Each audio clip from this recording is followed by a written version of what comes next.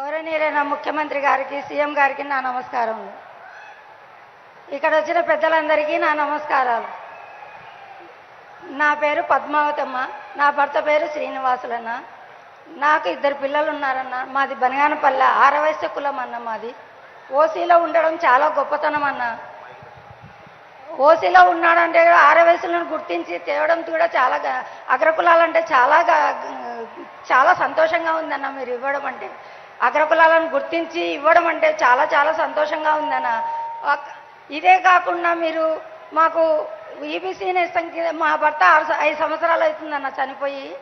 అంతకుముందుకు గుమాస్తాగా ఉన్నాడన్న. ఏదో ఇంటికి పనిలాగా అన్నట్టు ఏదో టైంపాస్ కోసం టైలరింగ్ చేసుకుంటూ ఉంటేనా, దానివల్ల నాకు చాలా ఇప్పుడు అదే యూజ్ అయిపోయిందన్న. నాకు అదే టైలరింగే వృత్తిగా అయిపోయిందన్న నాకు.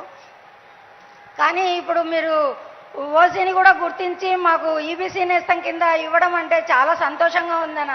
అప్పుడు చాలా బీదరికంగా ఉండేవాళ్ళను. ఇప్పుడు కొంచెం చాలా ఈబీసీ నేస్తం ఇవ్వడం వల్ల 15,000 రూపాయలు వచ్చిందన్న.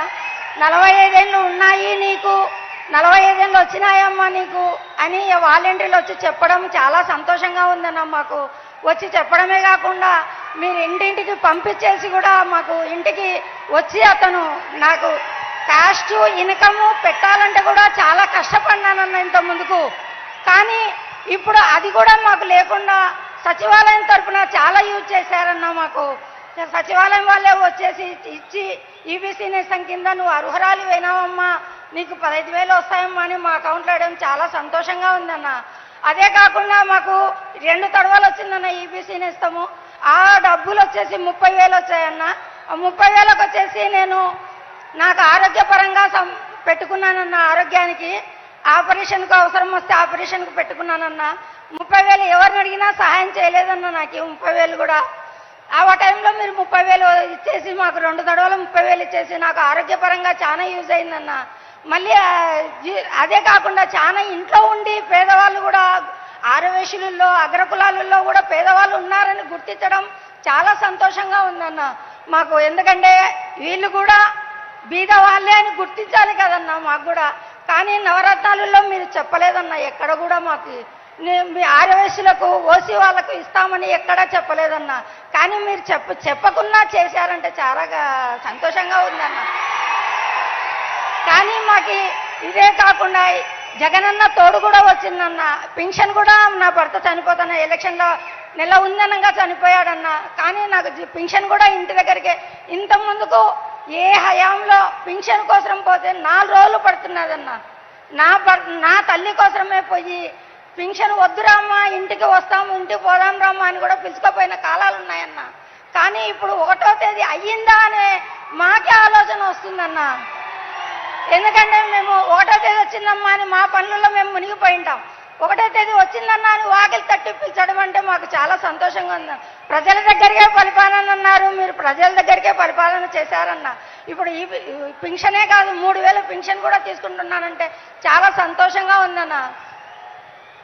జగనన్న చేదోడు కూడా 3 ఇటుకలు వచ్చిందన్న. 10,000 లాగా అది కూడా 1 తడవ వేసినారు 10,000. రెండోసారి ఈబీసీ నేస్తం వస్తుందమ్మా నీకు వద్దని అంటే కూడా లేదు. విజయవాడ నుంచి ఫోన్ చేయించి అన్నగారు ఫోన్ చేయించి నీకు అర్హురాలు అమ్మా పెట్టుకో అప్లికేషన్ అని కూడా చెప్పారన్న. ఆ విజయవాడ నుంచి కూడా ఫోన్ చేసి చెప్పారన్న. మాకు అంత చాలా సంతోషమైందన్న. ఇంతే కాకుండా మీరు మా మరిది గారికి ఆ అమౌంట్ 30,000 60,000తో నేను చిన్నగా మిషన్ కొన్నానన్న. మిషన్ తీసుకొని 2 మిషన్లు పెట్టుకొని, అప్పుడు 1 మిషన్తోనే ఉన్నది. ఇప్పుడు జిగ్జా మిషన్, ఓవర్లాక్ మిషన్ పెట్టుకొని చీరలు అమ్ముకుంటున్నానన్న. దానివల్ల నాకు ఇంకా 2 ఉపాధి కూడా కల్పించానన్న. నేను ఇంకా 2 పిల్లలకు ఉపాధి కూడా కల్పించానన్న. మీ వల్ల చాలా బాగుంది. ఇప్పుడు 10,000 నుంచి 15,000 దాకా సంపాదించుకుంటున్నాను. నా భర్త లేడు కాబట్టి నా కొడుకు గుమాసగా ఉన్నాడన్న. కానీ ఇదంతా కాకుండా మీరు మా మరిదికి రైతు భరోసా కూడా ఇచ్చారన్న. నా మనవరాలకి పింఛన్ కూడా అమ్మఒడి కూడా ఇచ్చారన్న నా మనవరాలకి. ఇవన్నీ చేయడం వల్ల చాలా చాలా సంతోషం.